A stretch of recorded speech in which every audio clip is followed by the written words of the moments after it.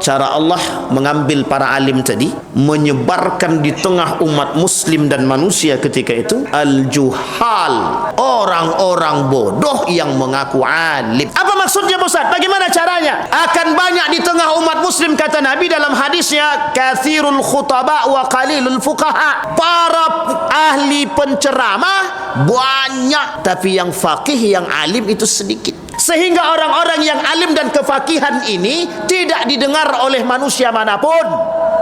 Mulai langka, yang ahli falak mulai hilang, ahli fikih mulai hilang, ahli sufi mulai hilang, ahli faraid mulai hilang. Yang tersisa orang-orang yang penceramah, yang pura-pura pinter.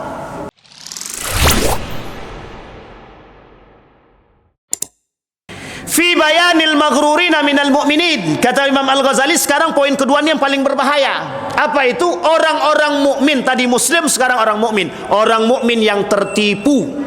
Pertanyaannya, berapa bagian yang dibuat oleh Imam Al-Ghazali?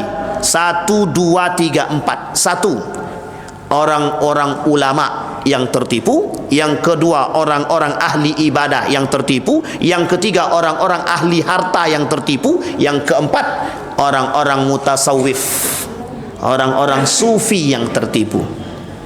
Nah, ini banyak Pak. Kita ambil satu poin ya.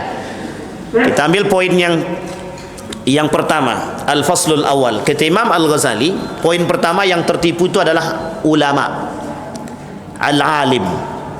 Ini saya sampaikan satu hadis. Hadis ini akan saya coba buka, merujuk kepada pemahaman Ustaz Adi Hidayat. Kata Allah dalam Al-Quran, kata Nabi dalam hadisnya begini, innallaha yaqbidul ilma intiza'an yantazi'uhu biqabdil ulama. Allah di akhir zaman akan mencabut ilmu. Allah di akhir zaman akan mencabut ilmu. Cara Allah mencabut ilmu itu bukan menghilangkan fisika, kimia, filsafat dan lain sebagainya, bukan. Tapi cara Allah mencabut ilmu biqabdil ulama, dengan mencabut para orang alim. Sekarang perhatikan baik-baik. Bagaimana cara Allah mencabut orang alim? 1, dengan cara mematikan orang-orang alim. Sekarang kita lihat, orang-orang alim, orang baik itu cepat tidak matinya. Jadi Bapak Ibu pengen baik apa pengen buruk? Berarti pengen cepat mati. Baik, kita kembalikan dulu poinnya.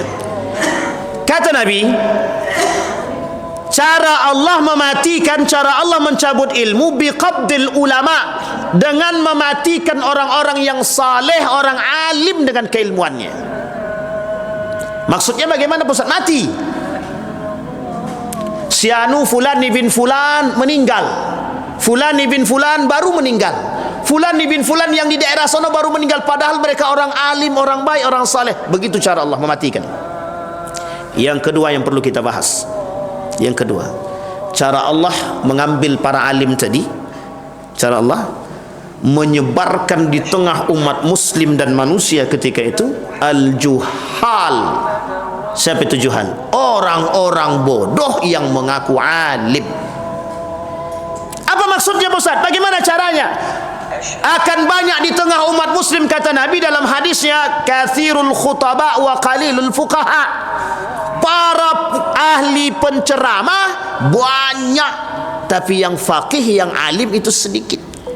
Sehingga orang-orang yang alim dan kefakihan ini tidak didengar oleh manusia manapun. Mulai langka, yang ahli falak mulai hilang, ahli fikih mulai hilang, ahli sufi mulai hilang, ahli faraid mulai hilang. Yang tersisa orang-orang yang penceramah, yang pura-pura pinter.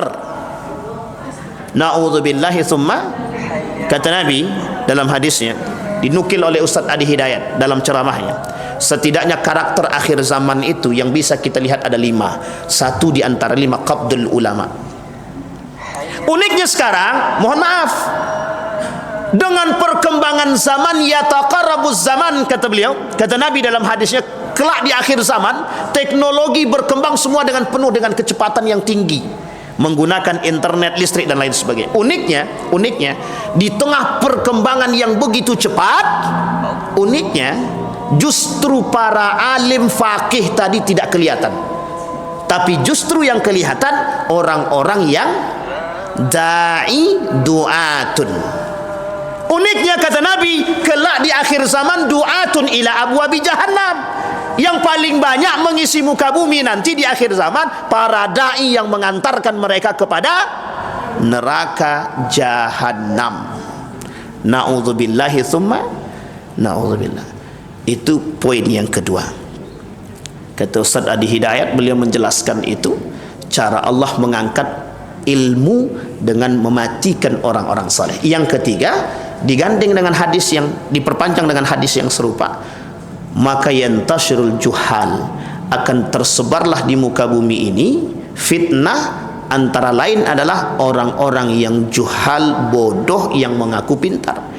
Bodoh bukan berarti tidak cerdas, tapi bodoh yang pertama menyembunyikan kecerdasan.